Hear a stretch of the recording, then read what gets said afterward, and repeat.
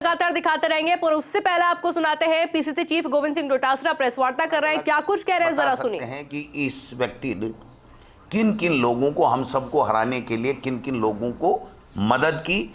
मैं समझता हूं कि ऐसे आचरण के व्यक्ति के जाने से पार्टी को कोई नुकसान नहीं है, पार्टी और मजबूत होगी, नई लीडरशिप डेवलप होगी और हम लोग चुनाव कांग्रेस पार्टी जीतेगी।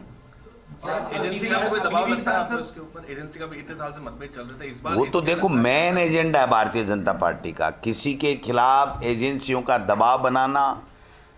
और मैं समझता हूं कि अगर मालवीय जी इतने बड़े नेता होते तो दिल्ली में 3 दिन धक्के खाने के बाद में वापस इनको यहाँ आकर के ज्वाइनिंग क्यों करनी पड़ती? वहाँ पर नड्डा जी, अमित शाह जी और मोदी जी ज्वाइन करवाते। तो आप समझ सकते हो कि अब उनका समाप्त हो चुका है समय। अब नई लीडरशिप आएगी और कांग्रेस मजबूत होगी, यही मैं कहना चाहता हूँ। क्या उन्होंने मंत्री रहते हुए कुछ ऐसी गड़बड़ियों की बात? मैं इसके बारे में नहीं कह सकता। ये तो अगर भारतीय जनता पार्टी जैसे कहती है कि हम पिछले 5 सालों के कार्यकालों की जांच कराएंगे, अगर इनकी भी कराती है तो हम समझेंगे कि भारतीय जनता पार्टी की कथनी और करनी एक है। अगर नहीं कराती है, मैं तो नहीं कहता गड़बड़ की होगी, हमारी सरकार में मेरी नज़र में किसी प्रकार की कोई गड़बड़ी नहीं की, पारदर्शिता के साथ में काम किए हैं। इसलिए मैं ये आरोप नहीं लगाता कि मालवीय जी ने कोई गड़बड़ की होगी। बट मैं भारतीय जनता पार्टी को ये ज़रूर कहना चाहता हूँ कि क्या आपके विपक्ष में जब रहते हैं तो सब चोर होते हैं, और ऐसी कौन सी वॉशिंग मशीन है कि आपके पास जाते ही सारे दूध के दूल्हे और एकदम ईमानदार हो जाते हैं? तो वो देखते हैं, क्योंकि भारतीय जनता पार्टी के मुख्यमंत्री जी ने और तमाम नेताओं ने ये कहा कि हम पिछले 5 साल के कार्य जो काल था उसमें जितने भी हैं उनकी सबकी जांचें कराएंगे। तो अगर वो जांचें कराएंगे और उसमें क्या पाया जाएगा वो आने वाला समय बताएगा। आज हम इसके ऊपर कोई बात नहीं कह सकते। भाई साहब है ना, पूर्वी राजस्थान को भी साधा जा रहा है बीजेपी ने, और उधर से पश्चिमी राजस्थान को भी साध रहे हैं, इधर से शेखावटी क्षेत्र को भी साध रहे हैं। तो क्या लग रहा है कि लोकसभा चुनाव से पहले बीजेपी और भी कांग्रेसी नेताओं से खुशबू लेगी?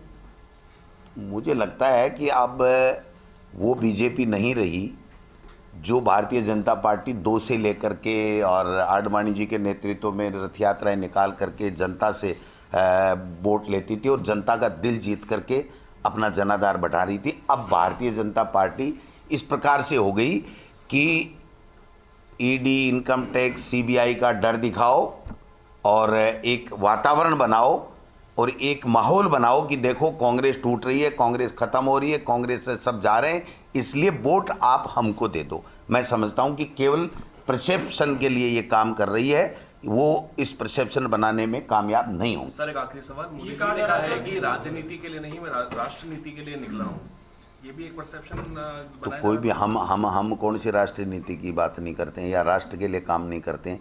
देश का 140 करोड़ की जनता का प्रत्येक व्यक्ति राष्ट्र के निर्माण के लिए काम करता है। मोदी जी कोई अलग से नहीं करते हैं। तो ये कहना, क्योंकि देश का प्रधानमंत्री राष्ट्र के लिए नहीं करे तो किसके लिए करेगा? और आप और हम भी सब राष्ट्र के लिए ही कर रहे हैं भाई साहब।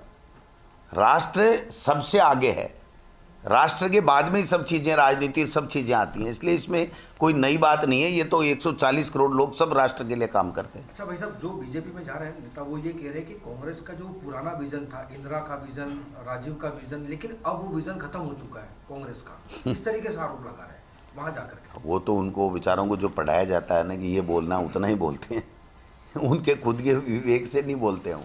100% समाप्त होगी। 100।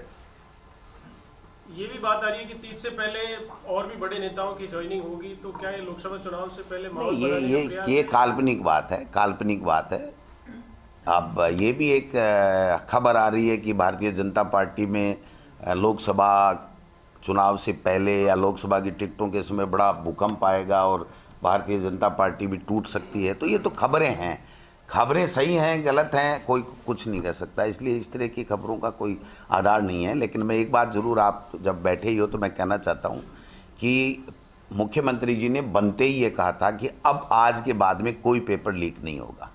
तो 2 पेपर लीक, एक तो शेखावाटी यूनिवर्सिटी में था एकेडमिक उसका ग्रेजुएशन का, या पीजी का, और एक एनसीसी का अलवर के अंदर पेपर लीक हुआ है। तो 2 पेपर तो बिना प्रतियोगी परीक्षा के ही हो गए। तो प्रतियोगी परीक्षाओं के जब पेपर होंगे तो इनका क्या हाल होगा, ये देखने लायक होगा। सर, राहुल गांधी का दौरा है, राहुल गांधी आएंगे न्याय यात्रा 25 को, क्या क्या रोड में रहेगा? बिल्कुल, जो अभी टेंटेटिव कार्यक्रम भारत जोड़ो न्याय यात्रा का राहुल गांधी जी का बन रहा है, वो 25 तारीख का हमारा अलवर डिस्ट्रिक्ट में वो प्रवेश करेंगे, और उसके बाद में शायद 1-2 दिन का ब्रेक होगा, और उसके नेक्स्ट डे फिर अलवर शहर से हम शुरू होकर के और फिर आगे दूसरे स्टेट में वहाँ पर जाएंगे।